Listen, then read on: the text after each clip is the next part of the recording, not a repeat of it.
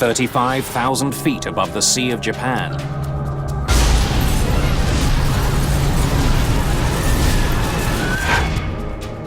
Korean Air 007, unreadable. We're experiencing rapid decompression, descent to 10,000. The pilots have lost control of their plane. Speed brake is coming out. A 747 with 269 people on board plunges towards the sea. Within hours, the story began circulating in Washington that the Soviets had been involved. This shocking incident escalates tension between two bitter rivals. The investigation is mired in secrecy and deception. It's up to investigators to find the answer before the crash of a passenger jet leads to an all-out war.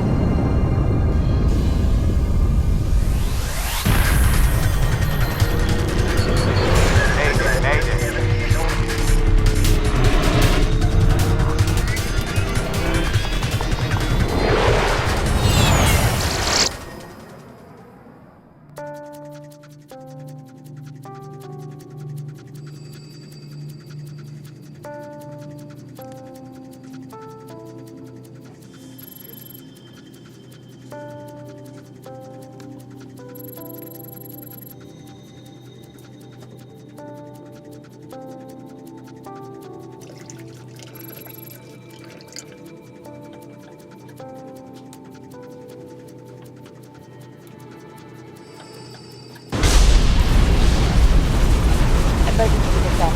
Put the mask over your nose and adjust the headband. Emergency descent. Emergency descent. Put the mask over your nose and adjust the headband.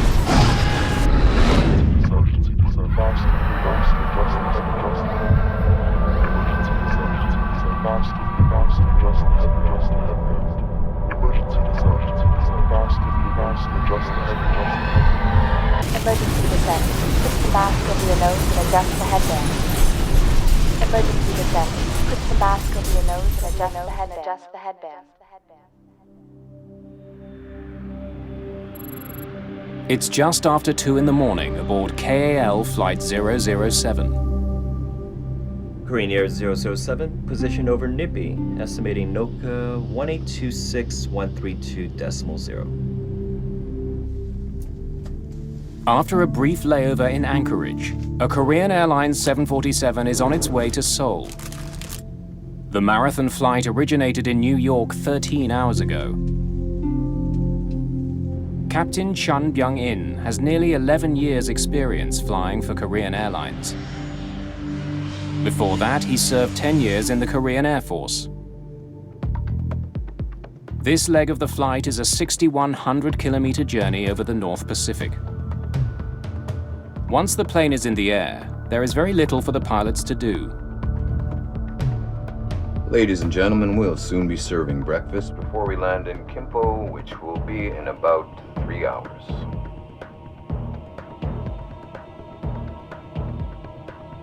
Many of the passengers plan to take connecting flights to other destinations after landing in Seoul. Mary Jane Hendry is heading to Japan to start a new life. My sister Mary Jane found a job and she'd gotten hired by this Kara company. She was exactly the kind of person that they needed for their company in Tokyo. So she was leaving to embark on this new stage of her career.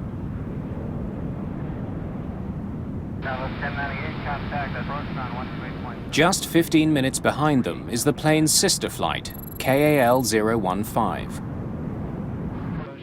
Korean Air 007. Go ahead, Korean Air 015. What are you doing? The flight crews chat to help pass the time. Go see the leaves. We're experiencing an unexpectedly strong tailwind. How much of a tailwind? 35 knots from 040.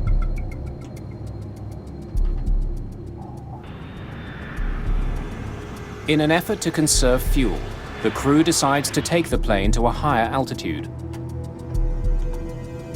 Tokyo Center, Korean Air 007. Korean Air 007, Tokyo. Korean Air 007 requests climb 350. Roger, stand by.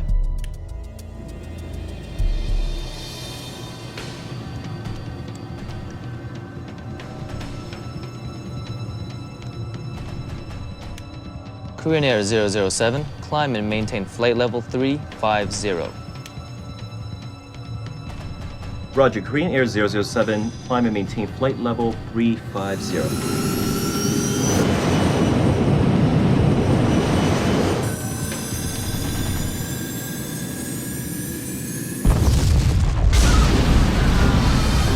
Then, without warning, the plane is out of control. What happened? Charge throttles.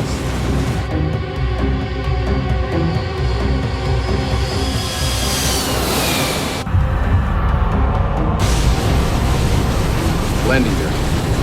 Landing gear. The crew extends the landing gear in an effort to stop the plane from climbing. Altitude is going up. Altitude is going up. Altitude is going up. Speed brake is coming out. I can't descend. This isn't working. This isn't working. Engines are normal, sir. Is it rapid decompression?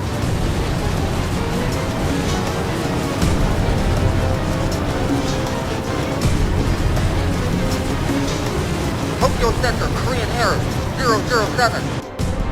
Korean Air 007 Tokyo. We are experiencing rapid decompression. Descend to 10,000. Korean Air 007, unreadable, unreadable. Radio check on 10048. Stand by. Stand by. Stand by. Headband. Emergency descent. Korean Air 007 Tokyo.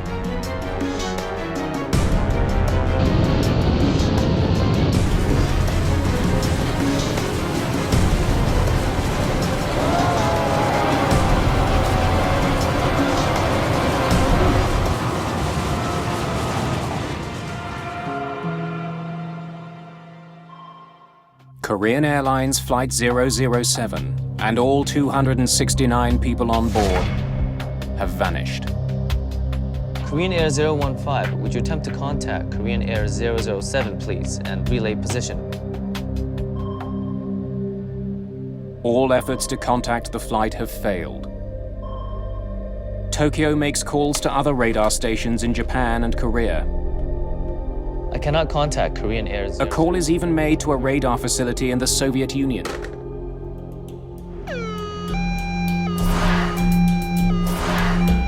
Relatives nervously await news of the missing flight. The company that Mary Jane was going to work for, they apparently had phoned and said Mary Jane's plane hadn't arrived and that something had perhaps gone wrong with the plane. But at that point, we didn't really know anything. There was concern that it had been either forced to land or crashed, or within hours, the story began circulating in Washington that the Soviets had been involved. As the world waits for news about the incident, US military officials make a horrible discovery.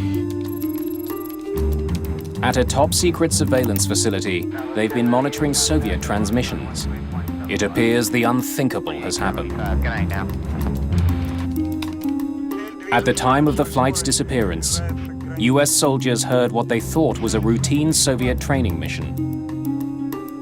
При нарушении государственной границы приблизиться к цели и уничтожить.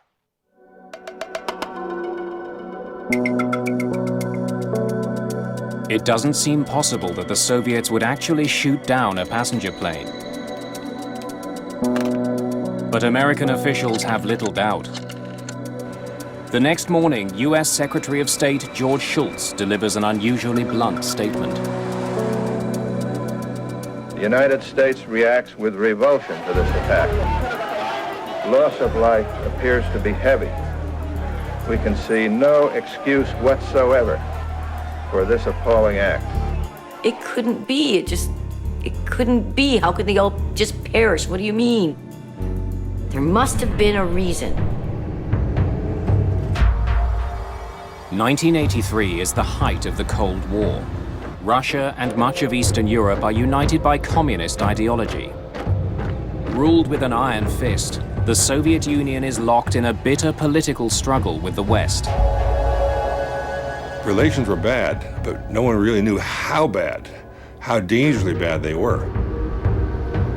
Initially, Soviet officials deny responsibility for the KAL disaster. The story came out of Moscow was that the plane appeared, we intercepted it, tried to make it stop, it didn't, it flew away. That was the first story. But soon they reverse course and come clean. A Soviet fighter jet did in fact shoot the plane down, but they insist the attack was justified. The Soviet view was that it was on a spy mission, perhaps carrying instruments, cameras, recorders, and so forth. The Soviet Union claims Flight 007 entered highly restricted airspace under orders from the US government. But the US insists KAL 007 was a routine passenger flight. The dispute only heightens political tension. In terms of an actual shooting war, the closest points that we may have come were in that year, both before and after, when both sides, particularly the Soviet side though, was expecting an attack. The KAL disaster would put NATO nuclear disarmament talks in jeopardy. The Soviets would ultimately walk away. The nuclear threat is growing. Under such circumstances, the need for an impartial inquiry is urgent. The UN calls on the International Civil Aviation Organization. ICAO offers a neutral investigation, an investigation team that can deal with all parties involved in a neutral way. Kai Frostel joins the international team of investigators that will try to uncover the truth behind the destruction of Flight 007. With two superpowers squaring off, they're under pressure to find answers and find them fast. KAL 007's flight plan should have kept it well away from Soviet airspace. Either it was shot down over international waters, or the flight had strayed off course. Figuring out which is the first priority for investigators. But they face a huge obstacle. The plane's black boxes are still missing. The lack of flight recorders, data recorder, cockpit voice recorder, that's significant in an investigation. The Americans joined forces with South Korea and Japan in the search for the crucial devices. But the three allied nations are not the only ones searching. On September 1st, we got an order to go to the place where the Boeing fell and take part in the search for the Boeing 747. It's a race to find the black boxes. The Americans know they may never get the truth if the Soviets find the boxes first. Each side accuses the other of dirty tricks. The U.S. did formally complain that the Soviets would either sail across U.S. ships, that they would drop false pingers to deflect listening devices away from the true pinger. The Soviets claim Flight 007 was flying in Soviet airspace over Sakhalin Island when they shot it down. If that's true, the aircraft was well outside its designated aerial corridor, a route known as R20. Across the North Pacific, there are various routes that are labeled that R20 was the one closest to Soviet airspace. The Red Route 1 was a nickname for it. It was the one closest. So it was known to be, or should have been known to be, a route that you took extra precautions on. Investigators get their first hint that if the crew was flying in restricted airspace, they didn't know it. The coordinates they were reporting, it put them on course. The Tokyo air traffic controller who last communicated with Flight 007 tells investigators that all seemed normal. Korean Air 007 positioned over Nippy, estimating NOCA 1826132.0. The crew reported they were flying the R20 route. But as with every other flight over the Pacific, 007 was beyond Tokyo's radar range. The controller could only rely on the pilots to verify their position. Perhaps they were mistaken about where they were. That possibility becomes more likely when investigators talk to the crew of the Korean Airlines flight that was just minutes behind Flight 007. Tell me about the exchange with Flight 007. The captain of the second flight recounts an odd conversation with the 007 crew. We're experiencing an unexpectedly strong tailwind. How much of a tailwind? 35 knots from 040. We still have a 15-knot headwind. Could he be getting a headwind if he was here? It would be almost impossible for one flight to have a tailwind and the other a headwind. Something doesn't add up. But with the black box still missing, investigators have no way of knowing where KAL 007 actually was at the time of that exchange. That made it very difficult in the way that we had no direct information that I would normally have as an accident investigator. Frostell gets more information from an unlikely source, the US military. In a rare move, US officials share highly classified surveillance data from the night of the shootdown.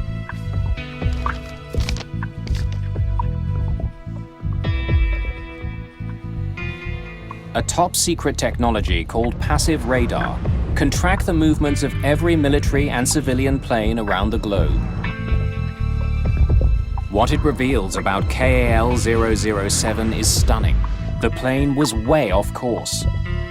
For almost its entire journey across the Pacific, the flight had been drifting north. By the time it was shot down, Flight 007 was 560 kilometers, or 350 miles north of where it should have been, and had already flown in and out of Soviet territory. The Soviets were telling the truth. And then it becomes a question of determining why was it off course that much.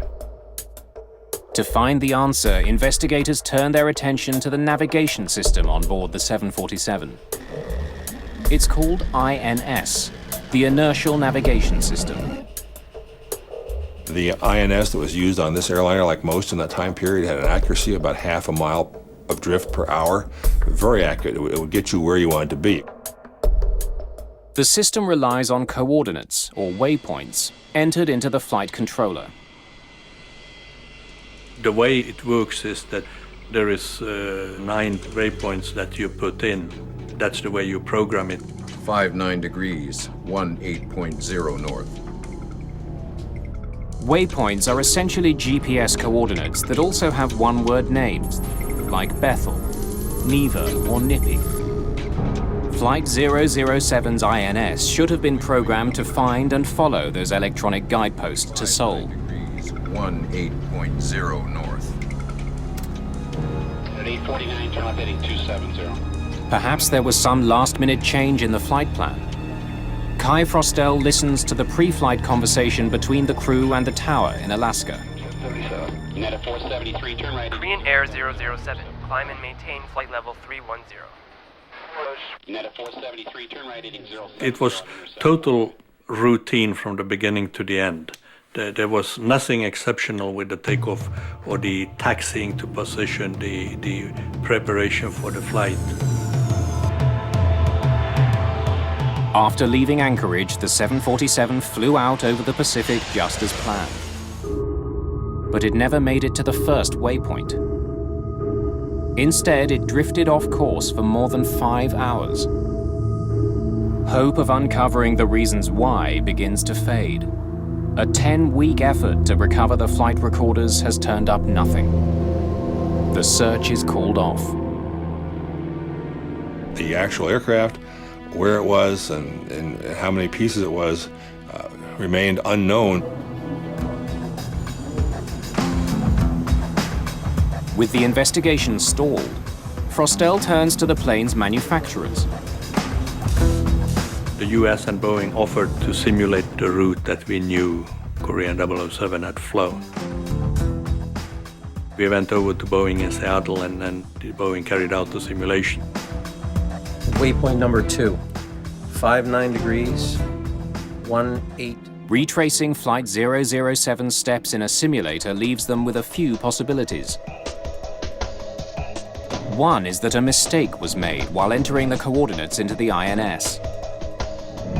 60 degrees, 47.1 north. Normally the co-pilot would insert the waypoints and the captain would check that the correct digits have been put in. 60 degrees, 47.1 north, check. Misprogramming the INS at the gate could have taken the plane over the Soviet Union. Okay, let's try the flight in heading mode now. A second, less likely possibility is that after programming the waypoint navigation system, the crew may have failed to turn it on. After takeoff from Anchorage, the aircraft would have used a constant magnetic heading to get to the route. It's a standard procedure to begin a flight using a magnetic compass heading for direction. Soon after takeoff, pilots must activate the navigation system so it can lock on to the first waypoint. And if it was forgotten in that constant magnetic heading, it would continue over Soviet airspace. The magnetic heading would have kept the plane flying in the right direction, but along a very different route than the one planned. Captain Chun was a distinguished pilot with years of experience. Forgetting to switch the autopilot to INS mode would have been an astonishing error. At this point, Frostel can only speculate why Flight 007 was off course. But what's even harder to understand is why the Soviet Union would risk starting a war by shooting a plane down. The Soviets resorted to deadly force to punish this intruder. It's like shooting the paperboy in your front yard at night because you think he might be breaking into your house.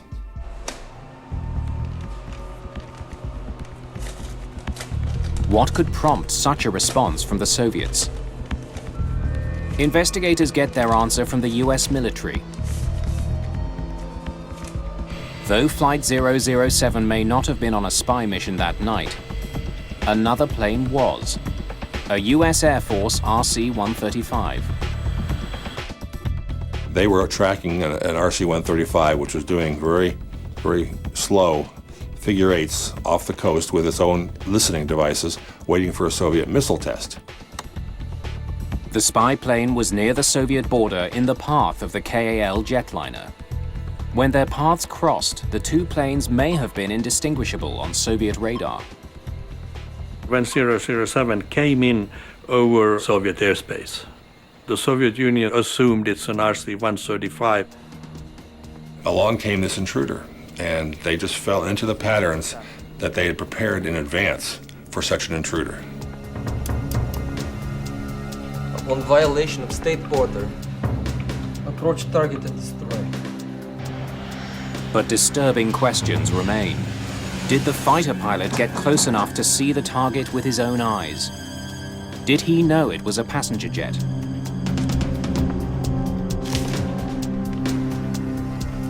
Requests to speak to fighter pilot Gennady Osipovich are refused. And for the time being at least, those questions are left unanswered. In December 1983, less than 4 months after the disaster, ICAO releases the findings of the investigation. Though lacking hard evidence, the report concludes Flight 007 strayed into Soviet airspace by accident, due to pilot error in operating the navigation system. I would almost call it the best guess based on all the work and the factual information we had in 1983. For them to summarize that the plane was there by accident, as far as I'm concerned, that's not the answers we wanted to hear, and we believed that there was further investigation to do. The key to this mystery remains locked inside the plane's black boxes, which are assumed lost forever beneath the sea.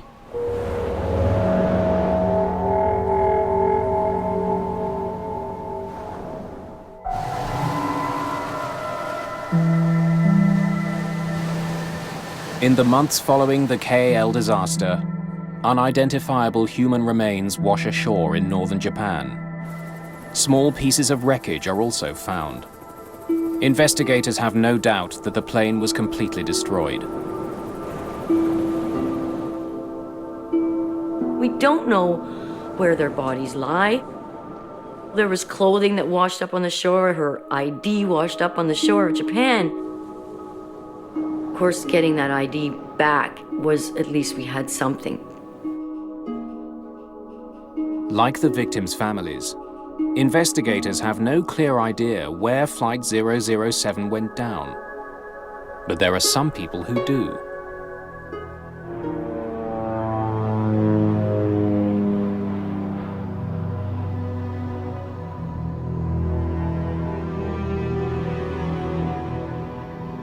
Top Soviet officials are hiding the fact that 1 month after the incident, not only did they find the wreckage, they also found the all-important black boxes. It was a big pile of debris. They took down this pile with their bare hands until they found the black boxes. There were 2 of them.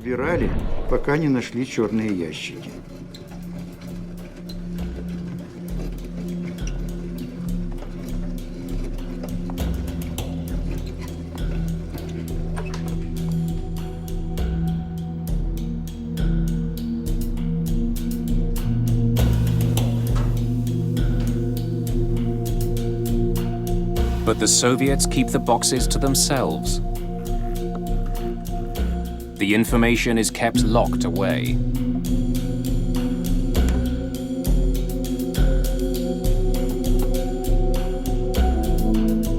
Until nearly 10 years later.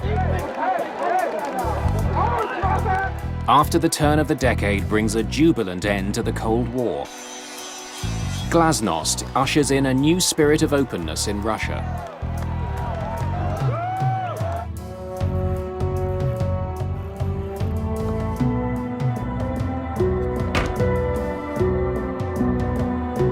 Eager to break with the past, the new administration in Moscow decides to go public.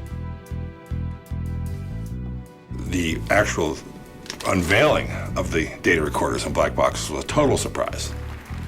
And suddenly this new material promised some real answers. So I knew they're gonna tell me something. I wanted to have the facts from the tapes and then see how does those facts compare to what we wrote in 1983. In 1992, during official ceremonies in Seoul, Russian leader Boris Yeltsin hands over the long-awaited flight recorders. I was approached by KGB general, and he told me that you probably don't know me, but I have had the recorders for 10 years. I had them in the safe in my office. I knew it was a big international secret. It bothered me tremendously. Every day when I came to the office and I looked at my safe, and I knew the recorders were there. He told me, you may not understand that this is the happiest day in my life.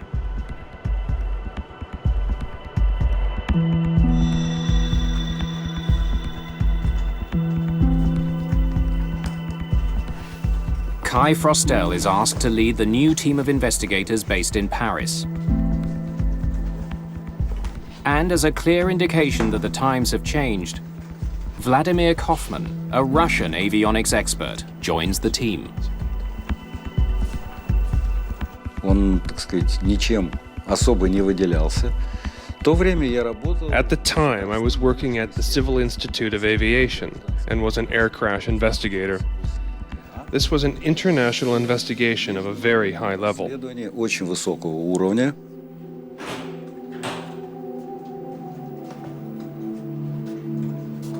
Their first task is to make sure the black boxes are authentic.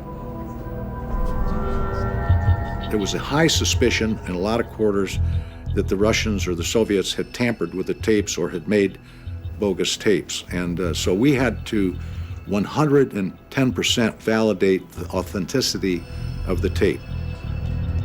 They had seals on them. I remember wax seals on them. The photographs were taken, the seals were cut. Investigators confirm that the CVR handed over by the Russians is the same box that was installed on Flight 007. They opened them and looked at them and validated the serial numbers, validated the model numbers. Now that they know they have the right boxes, investigators need to make sure they have not been tampered with. Suspicion soon arises. During the cleaning process, they noted that there had been some breaks in the tape and had been spliced by the Russians. It is not uncommon for a tape to break during the impact of a crash. But distrust of the former Soviet Union runs deep. First, they examined these areas of the splices where it had broken, and they did that on this high magnification photograph. One of the techniques that the French had that I hadn't seen before, that wasn't used in the United States, was a photo analysis machine. They could do this with this optical high magnification. They could actually see the magnetic waves. The test confirms that no data was added or removed from the cockpit voice recorder when it was spliced together. 565, what was the altimeter again? Finally, investigators can listen to the tape, confident that every word is authentic. What? It's already time for breakfast. What do you know? Let's eat later. But all they hear is idle banter from the crew. Step 48. I heard there's a currency exchange at the airport. What kind of money? Dollars to Korean money. It's in the domestic building. Back to 010-48, American 737. There is not a word on the tape to suggest the crew was on a spy mission. Just a totally routine conversation, and either these guys are the most cold-blooded actors and falsifiers ever, or they really were totally clueless about where they were. Sadly, I think the latter's the case.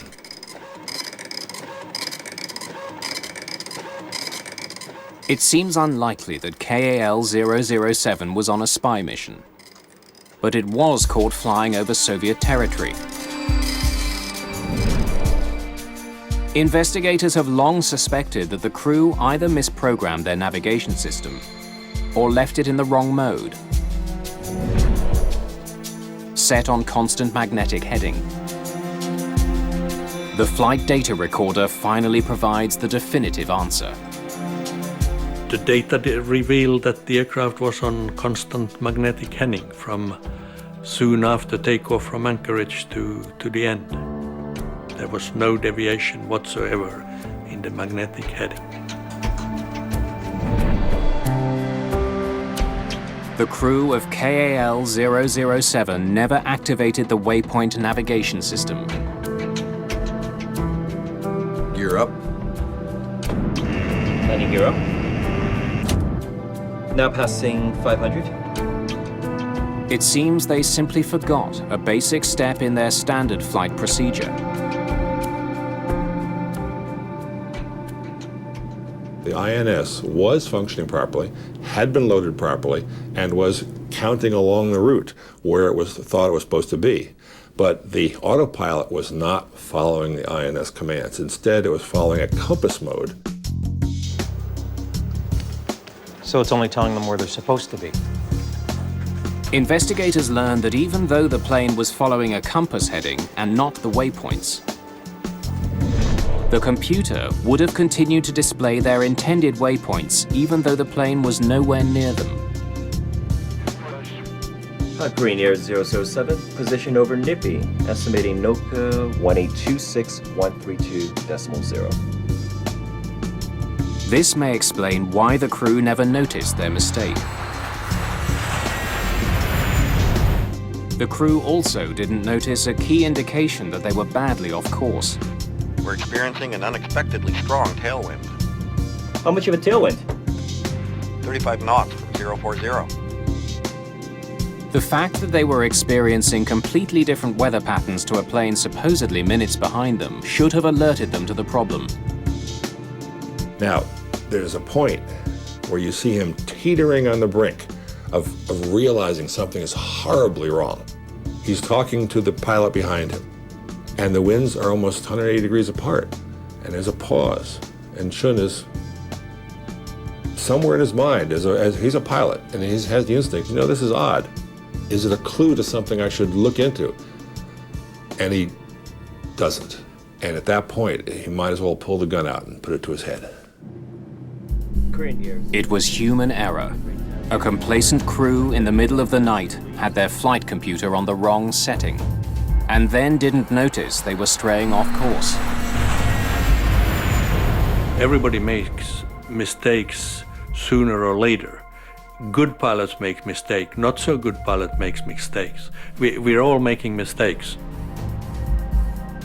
When investigators combined the conversation data from Flight 007 with intercepted Soviet transmissions, they get a detailed picture of what went wrong on September the 1st, 1983. The pilots believed they were on course. But 3 hours into the flight, their magnetic heading took them into Soviet airspace over Kamchatka.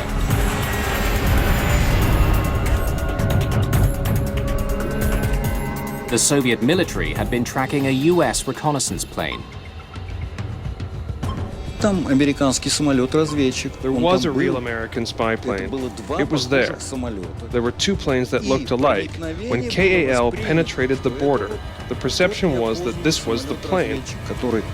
As the passengers sleep through their long journey, the Soviets scramble fighters to intercept the plane. The identity of the plane was just not known. The clues that it was a lost civilian airliner, might have been there. The clues that it was 135 didn't add up, but the Soviets involved didn't have time to think it through. Target traveling at high speed and approaching border. But the fighters are not fast enough. The plane leaves Soviet airspace and continues along its heading to Seoul. They figured that they'd just been spooked, but that was all over. Unfortunately, for everyone involved, it wasn't. The airliner is just seconds from flying over the island of Sakhalin. So Sakhalin was prepared.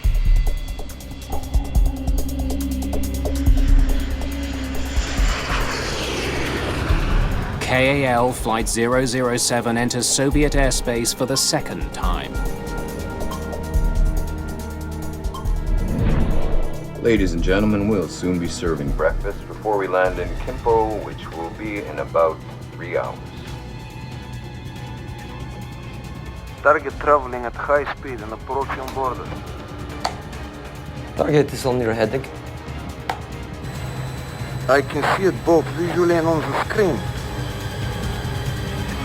Major Gennady Osipovich, the lead fighter, makes visual contact with Flight 007. Give warning burst with cannon. But the warning shots go unnoticed.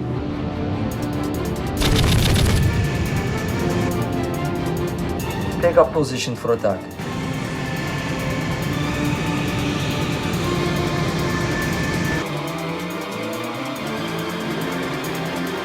Approach target and destroy. Roger, locked on already. Executed launch.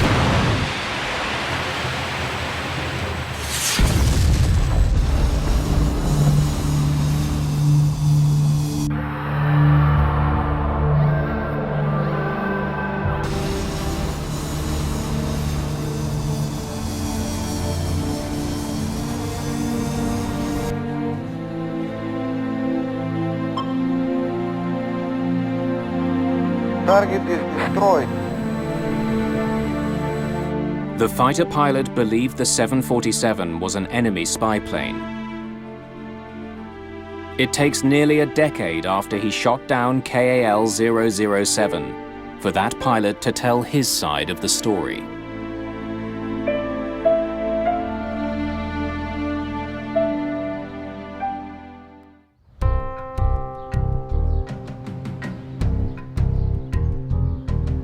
Investigators have long wondered what Major Gennady Osipovich saw and did after he was ordered to intercept an intruding aircraft in 1983.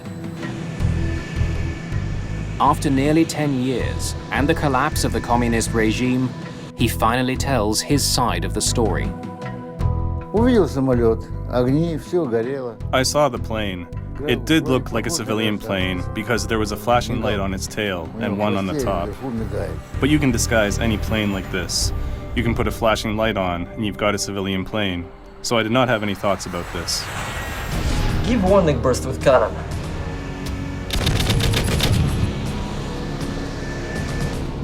When warning shots are fired, they usually include tracers, which are like flares and are easily seen.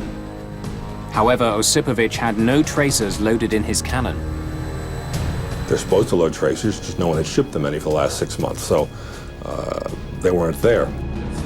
But even without the tracers, Osipovich thinks the 747 crew should have seen him. As I caught up with him, I was flying like this, and he was flying like that. How could he not turn around and see me? I was flying with lights, everything was according to protocol. He should have seen me. And then a horrible coincidence seals the fate of 269 people aboard the flight. Korean Air 007 requests climb 350. Korean Air 007, climb and maintain flight level 350. Like a car going uphill, a climbing plane slows down. But to the fighter pilot following the 747, this is interpreted as an evasive maneuver. He decreased his speed so that I could either pass him or fall, one of the two. So that's how I knew that he's an enemy intruder. That convinced him that it was not a civilian plane and that he was in danger.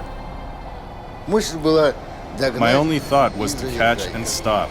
This is what we were trained to do.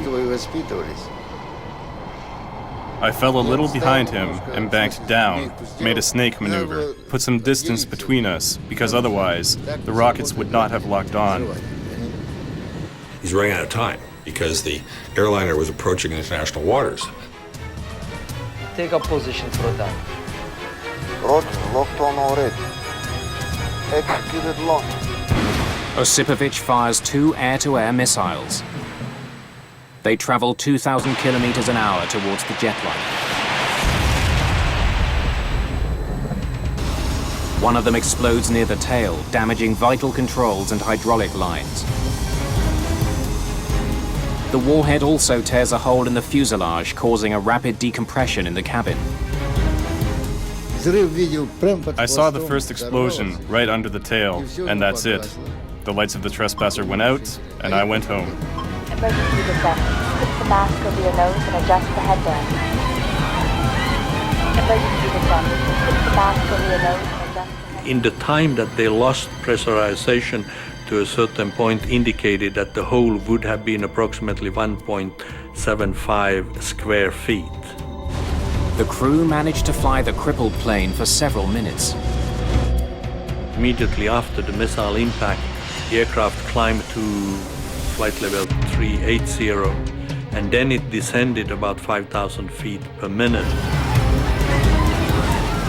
The stricken jetliner plummeted towards the Sea of Japan, with most of its passengers likely still conscious.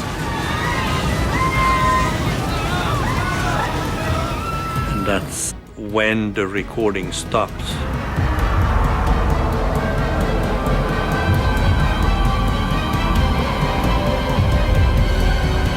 Our determination was that the airframe probably broke up at that point.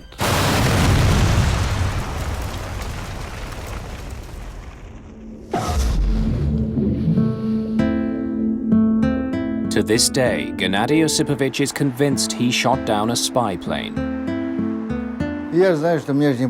I knew they wouldn't order me to intercept if it was a civilian plane or cargo plane. Only if it was a trespasser. We weren't blaming him. But some families did. They certainly did. They said it was his fault and he pressed the button and he shot them down and they were looking to blame somebody. It was clear that he was living with what he had done, and what he had done in order for him to live and to sleep was to believe that it was a spy plane, there were no passengers on board, that he had not killed 269 people. And that's the way he wants to believe it, and I'm not going to blame him for wanting to believe that. In 1993, Kai Frostel has the evidence that he sorely lacked when he issued his first report. He can prove how the Korean pilots blundered and ended up off course, and how the Soviet pilot interpreted the situation. The destruction of Flight 007 is ruled an accident. Frostel recommends that all passenger planes be equipped with a clear indicator that the autopilot is in heading mode. The tragedy of 007 is that it didn't have to happen. It was not inevitable. It was a series of accidents, a series of misunderstandings, a series of bad decisions that had been primed ahead of time. When my sister Mary Jane said goodbye to me at the airport, she hugged me so tightly. And I said, Mary Jane, I feel like I'm never going to see you again. Korean 007 has had a great effect on my life. It has been close to my heart. That has been very sad for me. My sympathy and condolences all these years have gone out to the families.